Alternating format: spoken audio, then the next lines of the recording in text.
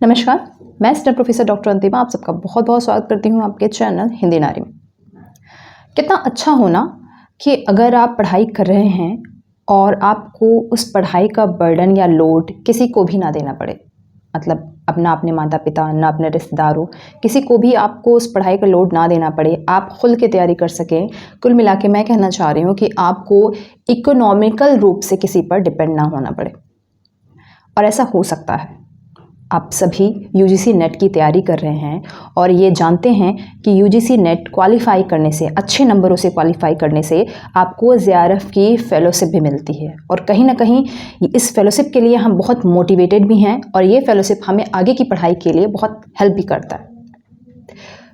कुछ लोग होते हैं स्टार्टिंग के जिन्हें ये जेआरएफ की फेलोशिप मिलती है, लेकिन उनका क्या, जो उस लाइन में नहीं आ पाते हैं, मतलब जिनका जेआरएफ नहीं हो पा रहा है, उनका क्या।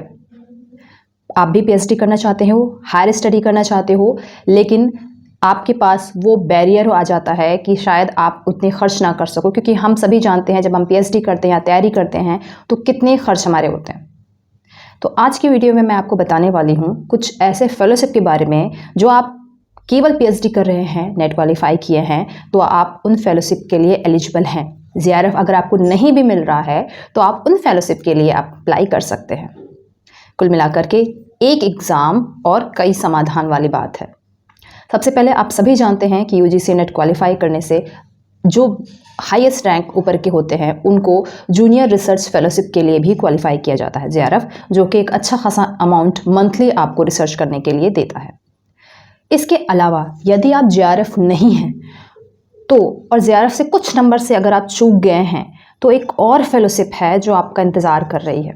बहुत कम लोग इस बात के लिए अवेयर हैं कि सेम यही एग्ज़ाम देने पर आप, अगर आप जेआरएफ नहीं हैं और कुछ नंबरों से आप चूक गए हैं, तो आपको गवर्नमेंट की ये भी साइट ज़रूर देखनी चाहिए, वहाँ आपका नाम हो सकता है।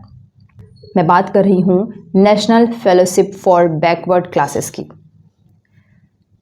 यहाँ पर जब आप इस साइट पे जाएंगे तो आप देखते हैं कि जो बहुत मिनिमम नंबर से रुक जाते हैं, जो बैकवर्ड क्लास के जो लोग हैं, बच्चे हैं जो किसी मिनिमम नंबर से क्वालिफाई होने से रुक गए हैं, आप जाकर के साइट पे अप्लाई करोगे, देखोगे तो वहाँ भी आपका नाम हो सकता है, और ये फेलोशिप इक्वल होती है जेआरएफ के। ठीक है, इसी तरह हम एक अगले फेलोशिप के ऊपर जाएँ तो वो है Indian council of social science and research.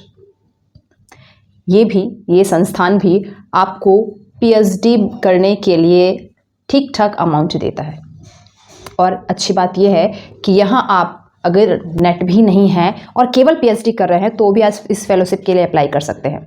लेकिन इस फेलोशिप के कुछ मानदंड हैं, जैसे आपका यूजी में 45% होना चाहिए, पीजी में 55% होना चाहिए, आप पीएचडी कर रहे हों और पीएचडी रेगुलर मोड पे कर रहे हों। अगर ऐसा है तो आप इस फेलोशिप के लिए अप्लाई कर सकते हैं। इसके लिए आपको अलग से कोई कंपटीशन देने की ज़रूरत नहीं होती है। अब मैं आती हूँ एक अगले फेलोशिप पर।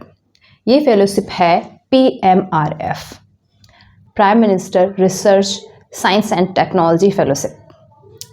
ये जो फेलोशिप होती है वो साइंस एंड टेक्नोलॉजी के फील्ड के ही बच्चों के लिए होती है।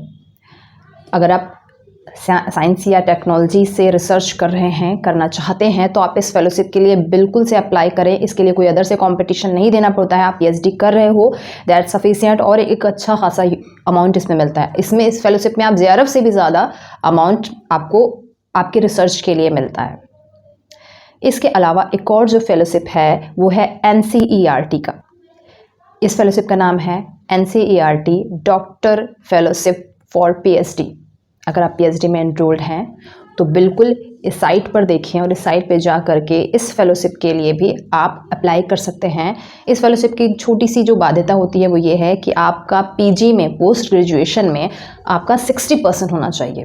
बाकी नेट, जेआरएफ किसी भी तरह की बाध्यता इसमें नहीं है। आप कहीं से पीएचडी कर रहे हैं तो आप इस फेलोशिप के लिए भी अप्लाई कर सकते हैं।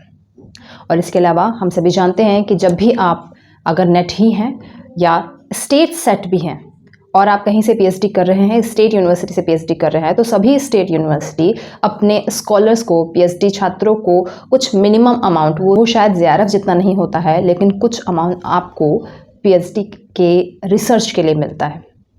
ऐसी बहुत सारी फेलोशिप हैं जिनको आप नहीं जानते हैं। तो आप सभी इनका लाभ ज़रूर उठाएं और इन सारे फेलोशिप में से किसी भी फेलोशिप के बारे में आपको डिटेल से जानना है तो आप हमें कमेंट सेक्शन में या हमें मेल पर पूछ सकते हैं। तैयारी करते रहिए और मोटिवेशन मिलेगी। और इसके साथ साथ मैं बता दूं कि हमारे ऐप पर भी HN अध्ययन, हमारा जो ऐप है उस ऐप पर भी हमने UGC नेट फर्स्ट पेपर और UGC नेट सेकंड पेपर में हिंदी साहित्य का बैच भी स्टार्ट कर दिया है।